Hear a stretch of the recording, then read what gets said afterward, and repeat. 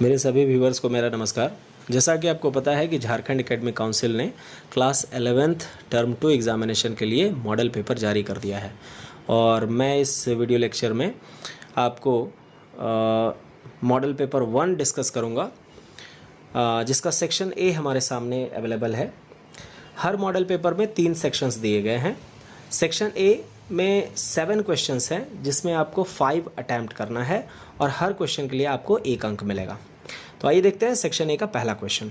State Newton's universal law of gravitation. Gravitation chapter से ये question है। न्यूटन्स ने जो यूनिवर्सल लॉ प्रोवाइड किया था ग्रेविटेशन का, वो आपको बताना है। तो इसका स्टेटमेंट है, Newton's universal law of gravitation states that each body in the universe attracts every other body with a force. कोई भी एक बॉडी दूसरी बॉडी को एक फोर्स से अट्रैक्ट करती है, और वो जो फोर्स होता है, मैं यहाँ पे लिख रहा हूँ, वो जो फोर्स होता है वो डायरेक्टली प्रोपोर्शनल होता है उनके मासेस के प्रोडक्ट का। दैट मीन्स अगर पहले ऑब्जेक्ट का मास m1 है, दूसरे ऑब्जेक्ट का मास m2 है, तो दोनों का प्रोडक्ट डायरेक्टली प्रोपोर्शनल होगा उन दोनों के बीच लगने वाले फोर्स के। और जो दूसरा जो रूल है वो inversely proportional to the square of the distance between them. दो ऑब्जेक्ट्स के बीच में जितना डिस्टेंस होता है उसके स्क्वायर के इन्वर्सली प्रोपोर्शनल होता है force of attraction between these two objects. कहने का मतलब है कि उन दोनों ऑब्जेक्ट्स के बीच में जितनी ज़्यादा दूरी होगी, फोर्स ऑफ अट्रैक्शन उतना ही कम लगेगा। जब इन दोनों फोर्सेस को मिलाया जाता है तो एक फॉर्मूला मिलता है F proportional to m1 m2 upon r square. और फाइनली इसके लिए प्रोपोर्शनलिटी साइन को रिमूव करते हुए आप लिखते हैं F equal to G m1 m2 upon r square. ये फाइनल फॉर्मूला है, यहाँ तक आपको लिख देना है। चलते हैं अगले सवाल पे। Number 2, write on difference between small g and capital G। देखिए, small g acceleration due to gravity को कहा जाता है, और जो कैपिटल G है वो है यूनिवर्सल ग्रेविटेशनल कांस्टेंट, जो ऊपर वाले फॉर्मूला में मैंने शो किया यहाँ पर। तो सबसे अच्छा डिफरेंस होगा कि उनका हम डायमेंशन फाइंड कर लें। तो स्मॉल g जो कि एक्सेलरेशन है, और एक्सेलरेशन का डायमेंशन Lt⁻⁻2 होता है, जबकि जब इस फॉर्मूला से कैपिटल G का डायमेंशन फाइंड करते हैं तो हमें मिलता है m⁻⁻1 L⁻³ एंड T⁻⁻2, जो कि दिया हुआ है। ये सबसे अच्छा डिफरेंस रहेगा। आगे बात करते हैं नेक्स्ट वाले क्वेश्चन की तरफ। Right the types of stress. Stress जो है वो उसके कितने टाइप्स होते हैं। तो स्ट्रेस होता क्या है, जब आप किसी इलास्टिक मटेरियल पे एक फोर्स लगाते हैं, बेसिकली डिफॉर्मिंग फोर्स लगाते हैं, या फिर मान लीजिए कि रिस्टोरिंग फोर्स खुद में लग रहा होता है इलास्टिक बॉडी के, तो जो फोर्स पर यूनिट एरिया होता है उसी को आप स्ट्रेस का नाम देते हैं। तो स्ट्रेस का बेसिकली 3 टाइप्स है, नॉर्मल स्ट्रेस, टेंजेंशियल स्ट्रेस और bulk stress. Normal stress 2 type का होता है, जिसमें एक टेंसाइल स्ट्रेस है और दूसरा कंप्रेसिव स्ट्रेस है। दूसरा टेंजेंशियल स्ट्रेस, जिसको शेयरिंग स्ट्रेस के नाम से भी जानते हैं, और तीसरा है बल्क स्ट्रेस, जिसको वॉल्यूम स्ट्रेस भी कहा जाता है। आइए चलते हैं नेक्स्ट वाले क्वेश्चन नंबर 4 पर। क्वेश्चन नंबर 4 का कहना है, why rain drops are spherical in shape. आपने बारिश की बूंद को देखा होगा और पाया होगा कि उसका जो शेप है वो स्फेरिकल नेचर का है, गोलीय है। क्यों है ऐसा, क्वेश्चन पूछ रहा है। तो इसका आंसर है कि जो free surface of rain drop try to acquire minimum surface area due to surface tension. एक फेनोमेनन है सरफेस टेंशन, जिसमें लिक्विड का फ्री सरफेस कम से कम एरिया ऑक्यूपाई करना चाहता है। और जब आप बहुत सारे दैट मीन्स बहुत सारे शेप्स को जब देखते हैं तो उनमें सबसे कम एरिया ऑक्यूपाई करने वाला जो शेप होता है वो होता है स्फीयर, है ना। तो सरफेस टेंशन की वजह से रेन का ड्रॉप चाहता है कि वो मिनिमम सरफेस एरिया ऑक्यूपाई करे, और ऐसा स्फीयर होने से ही हो सकता है, और इसी वजह से है कि वो स्फेरिकल शेप एक्वायर कर लेता है। So for a given volume, since for a given volume the surface area of a sphere is minimum, hence the rain drops are spherical in shape. बात करते हैं नेक्स्ट वाले क्वेश्चन की। What is the difference between isothermal and adiabatic process? ये question आपको thermodynamics chapter से पूछा गया है। सो आइसोथर्मल प्रोसेस एक ऐसा प्रोसेस है जिसमें प्रेशर और वॉल्यूम किसी सिस्टम का चेंज होता है, बट उस ड्यूरेशन में टेम्परेचर कांस्टेंट होता है।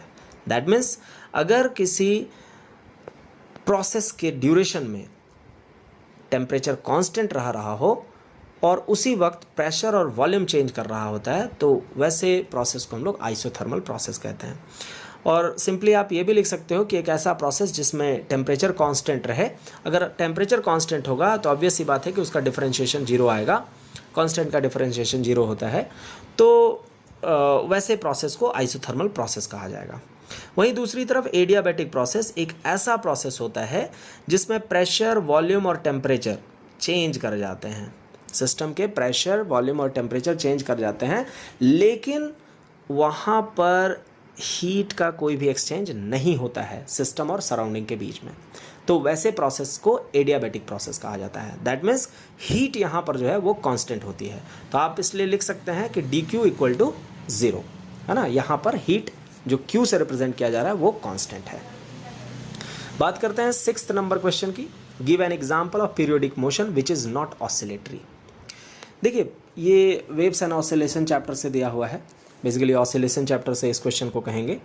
तो एक ऐसा मोशन बताना है जो कि पीरियोडिक तो है बट ऑसिलेटरी नहीं है।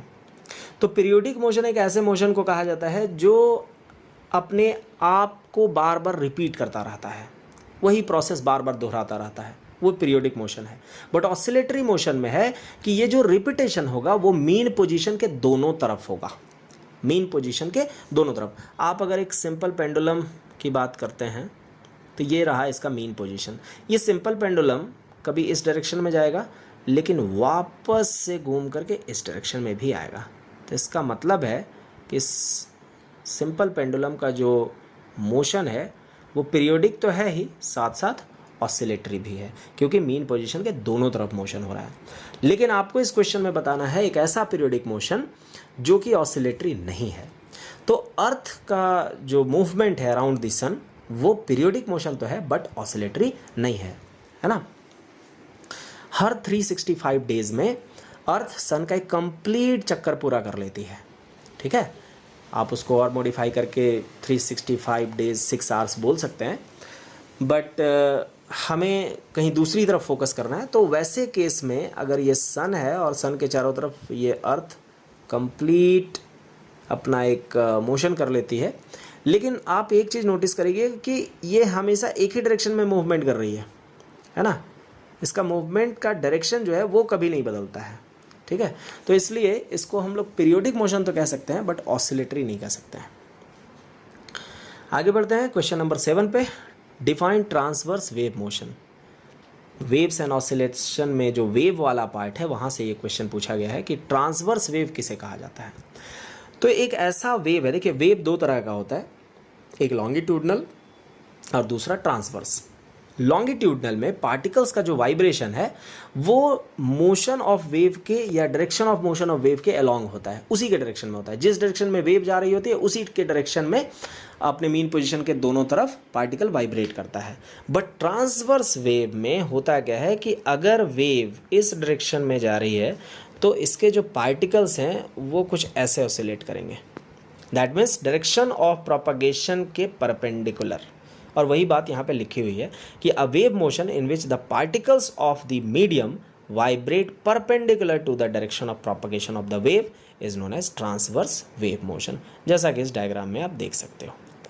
तो ये रहा सेक्शन ए का क्वेश्चन नंबर 1 से लेकर 7 तक का सॉल्यूशन। आप इसे पॉज करके इसका आंसर भी अपनी नोट कॉपी में उतार सकते हैं। और मैं सेक्शन भी बहुत जल्द लेकर के आऊँगा, इसके लिए आप चैनल को सब्सक्राइब कर लें। और अगर वीडियो पसंद आया हो, आपके काम के लायक हो, तो इसे लाइक और शेयर करना ना भूलें। जय हिंद, धन्यवाद।